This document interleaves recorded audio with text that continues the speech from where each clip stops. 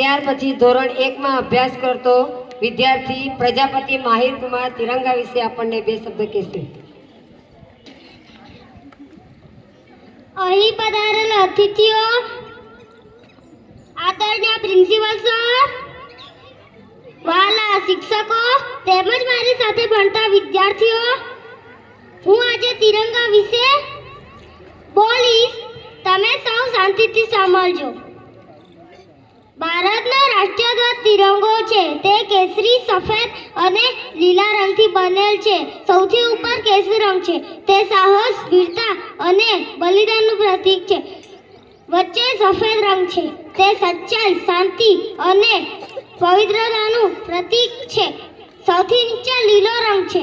તે વિશ્વાસ, ખુશી અને પ્રગતિનું પ્રતીક છે. વચ્ચે વાદળી રંગનું અશોક ચક્ર છે. તેમાં 24 તારા હોય છે. તિરંગો ભારતની સ્વતંત્રતા અને ગૌરવનું પ્રતીક છે. આપણે આપણા રાષ્ટ્રીય ધ્વજનું સન્માન કરવું જોઈએ. તિરંગો ભારતની આન બાન શાન છે. જય હિન્દ, જય ભારત. અસ્તુ. ખૂબ સરસ. માહિર માટે જોરદાર તાળી પાડી દો.